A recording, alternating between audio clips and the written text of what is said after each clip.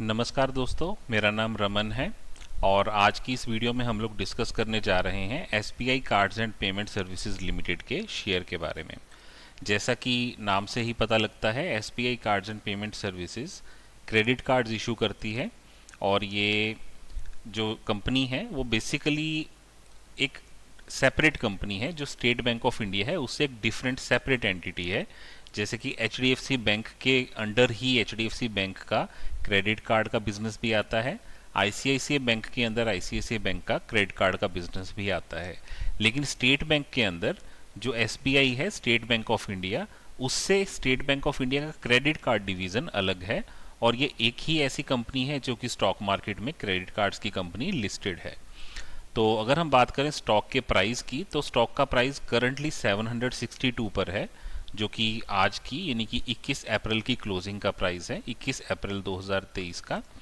और अगर हम इस स्टॉक की बात करें तो ये स्टॉक लिस्ट हुआ था साल 2020 में 16 मार्च 2020 को, और लिस्टिंग के दिन इस स्टॉक का जो हाई था 755 रुपये था और आज 3 साल बाद भी स्टॉक का जो प्राइस है वो 762 रुपये है। यानी अगर किसी ने लिस्टिंग के दिन इस स्टॉक में इन्वेस्टमेंट किया होता तो उसे बिल्कुल भी रिटर्न नहीं मिली थी।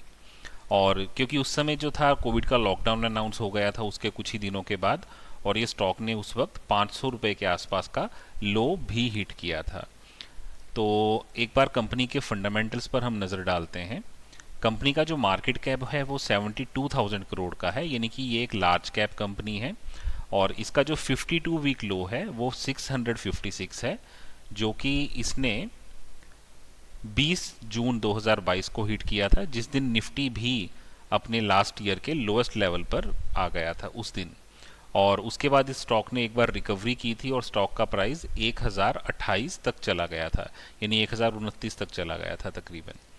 तो अगर हम इस कंपनी की वैल्यूएशन की बात करें, प्राइस टू अर्निंग की, तो कंपनी जो है उसका जो मीडियन पी है, वैसे तो इसे 5 ईयर का मीडियन पी बोलते हैं, लेकिन ये कंपनी को स्टॉक मार्केट में लिस्ट हुए 3 साल ही हुए हैं, तो आप इसे 3 साल का मीडियन पी बोल सकते हैं। Median price to earning ratio वो 66 का है, जबकि ये प्राइस टू अर्निंग रेशो यानी पीई एक समय पर 119 पर था। वो अब धीरे धीरे अर्निंग की ग्रोथ होने के कारण और स्टॉक का प्राइस क्योंकि वहीं पर रुक गया है, इस कारण से जो प्राइस टू अर्निंग है वो गिरता गिरता 32 पर आ गया है। तो कुल मिलाकर वैल्यूएशन के हिसाब से ये कंपनी जो है वो ओवर वैल्यूड तो बिल्कुल नहीं है, रीजनेबली वैल्यूड है। और इसकी अर्निंग, जैसा कि आप इस बार्स को देख सकते हैं, ये इसका अर्निंग पर शेयर का ग्राफ है, वो कॉन्टिन्यूसली बढ़ रहा है। अगर हम इस कंपनी के annual year on year profits और सेल्स की ग्रोथ को देखें तो हम देख सकते हैं कि साल 2013 में जो कंपनी का रेवेन्यू था वो सिर्फ 1000 करोड़ का था। वहाँ से धीरे धीरे साल दर साल बढ़ते बढ़ते अभी ये ट्रेलिंग 12 मंथ्स में, यानी कि पिछले 4 क्वार्टर्स के जो रेवेन्यूज़ हैं उनका अगर हम टोटल करें तो वो 12,000 करोड़ पर पहुँच गया है। यानी कि इस कंपनी के रेवेन्यू में कॉन्टीन्यूसली ग्रोथ है। और अगर हम बात करें कंपनी के नेट प्रॉफिट की, तो वो भी कॉन्टीन्यूसली ईयर ऑन ईयर बढ़ रहा है। हालांकि कोविड के समय साल 2021 में, यानी कि फाइनेंशियल ईयर 2020-21 में इसके नेट प्रॉफिट में गिरावट हुई थी। उसके बाद वहाँ से लेकर अब तक जो इसका प्रॉफिट है वो तकरीबन 2-2.5 गुना बढ़ चुका है, लेकिन स्टॉक का प्राइस नहीं बढ़ा है। उसका कारण है कि जो इसकी वैल्यूएशन है वो धीरे धीरे घटती जा रही है। और अगर हम इस कंपनी के शेयर होल्डिंग पैटर्न पर नज़र डालें तो ये बहुत ही इंटरेस्टिंग है, क्योंकि इस कंपनी में प्रमोटर के पास 69% होल्डिंग है, जो कि काफ़ी समय से कंसिस्टेंटली इतनी ही है, मतलब यही चल रही है। और अगर हम इसकी डीआईआई की होल्डिंग को देखें तो जो जून 2020 में सिर्फ 3% थी, वो लगातार बढ़ते बढ़ते 3 से 6, 6 से 9, 12, 16, बढ़ते बढ़ते 17% पर चली गई है। जबकि जो रिटेल की पब्लिक की होल्डिंग है वो 22% से घटते घटते सिर्फ 5% रह गई है। जैसा कि हमने शुरू में डिस्कस किया, स्टॉक जो है उसका लिस्टिंग के दिन, पहले दिन जो प्राइस था वो प्राइस रेंज था 655 रुपये से लेकर 755 रुपये के पास, और आज भी 3 साल पूरे होने के बाद भी ये स्टॉक उसी रेंज में ट्रेड कर रहा है। तो ऐसा तो नहीं है कि कंपनी के फंडामेंटल्स में किसी तरह की प्रॉब्लम है या फिर ये कंपनी अच्छी नहीं है, या फिर बिजनेस में फ्यूचर में ग्रोथ नहीं है। जैसा हम देख पा रहे हैं इसमें ग्रोथ भी है, इसमें ईयर ऑन ईयर प्रॉफिट्स भी बढ़ रहे हैं, रेवेन्यूज़ भी बढ़ रहे हैं, और इसमें इंस्टीट्यूशनल इन्वेस्टर यानी कि डीआईआई और एफआईआई दोनों की होल्डिंग भी है, और पब्लिक ने अपनी होल्डिंग बेची है। तो इस शेयर में कारण क्या है कि ये स्टॉक का प्राइस लगातार एक ही रेंज में ट्रेड कर रहा है, बढ़ नहीं रहा है।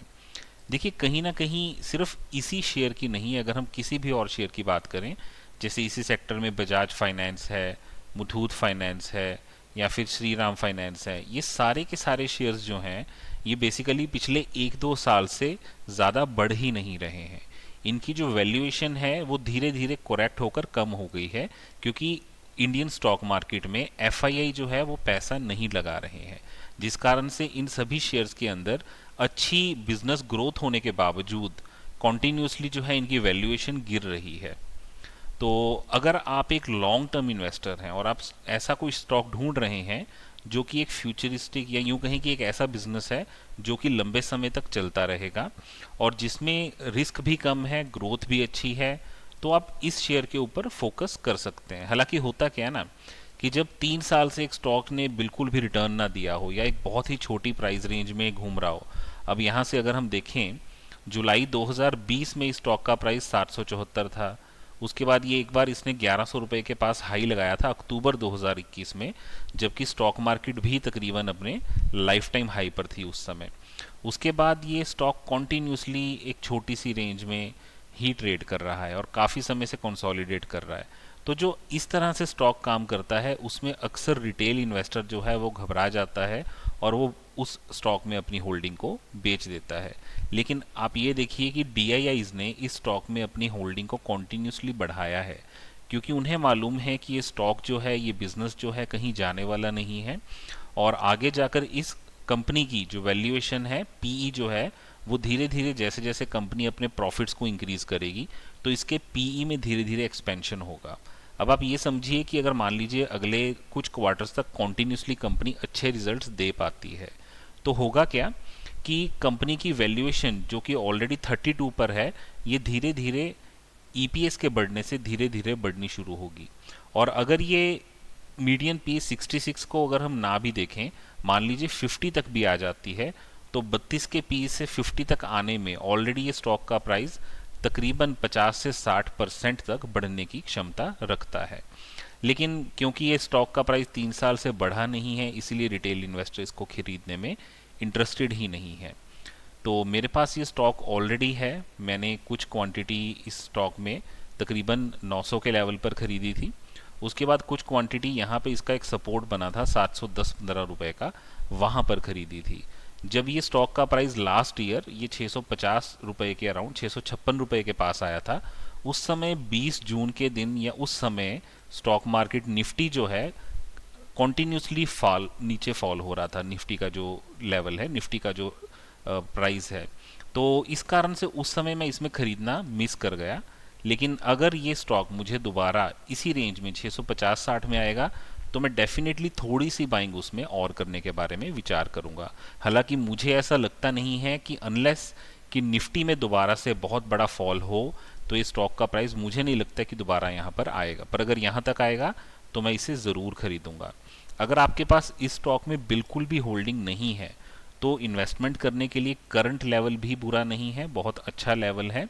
लेकिन आपको इस स्टॉक में अगर आप खरीदते हैं तो आपको पेशेंस रखनी होगी, क्योंकि ऐसा हो सकता है कि जिस तरह ये स्टॉक काफ़ी समय से चला नहीं है, आगे भी कुछ समय तक इसी तरह से एक ही रेंज में ट्रेड करता रहे। लेकिन जिस तरह के इस कंपनी के फंडामेंटल है, जो इसका बिजनेस है, इस स्टॉक में जब भी तेजी आएगी ये स्टॉक यहाँ से 1.5-2 गुना तक आराम से होने का पोटेंशियल रखता है। तो अगर आप इस स्टॉक में खरीदारी करते हैं, आप अपना एनालिसिस भी कीजिए, अपने एंड पर भी इन चीज़ों को चेक कीजिए, वेरीफाई कीजिए, और अगर आपके कोई एडवाइज़र हैं जो कि आपको इन्वेस्टमेंट से रिलेटेड सलाह देते हैं तो उनकी सलाह ज़रूर लीजिए। और कभी भी स्टॉक मार्केट में किसी भी स्टॉक में अगर आप मान लीजिए इस कंपनी के अंदर 10,000 रुपया लगाना चाहते हैं या 1 लाख रुपया लगाना चाहते हैं, कभी भी सारी इन्वेस्टमेंट एक साथ ना करें। हमेशा इन्वेस्टमेंट को छोटे छोटे पार्ट्स में थोड़े थोड़े हिस्सों में करें। जैसे मान लीजिए अगर आप कुछ क्वांटिटी 20-25% बाइंग करंट लेवल पर करते हैं, तो उसके बाद कुछ क्वांटिटी जो है वो उसके बाद अगर ये स्टॉक का प्राइस बाई चांस 660 रुपये का जो लेवल है वहाँ तक आ जाता है तो वहाँ कर सकते हैं। और अगर आप अभी इसमें इन्वेस्टमेंट नहीं करना चाहते हैं तो इन्वेस्टमेंट में स्टार्ट करने के लिए जो तकरीबन 695 रुपये से लेकर 720 रुपये का लेवल है वो स्टार्ट करने के लिए बहुत ही अच्छा लेवल है।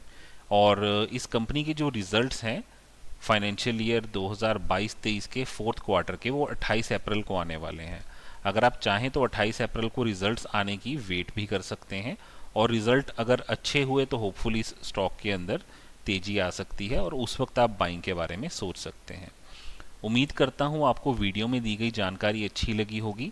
अगर आपको वीडियो अच्छी लगी तो प्लीज़ वीडियो को लाइक और शेयर कीजिएगा और चैनल को सब्सक्राइब ज़रूर कीजिएगा। वीडियो देखने के लिए धन्यवाद। आपका दिन शुभ रहे।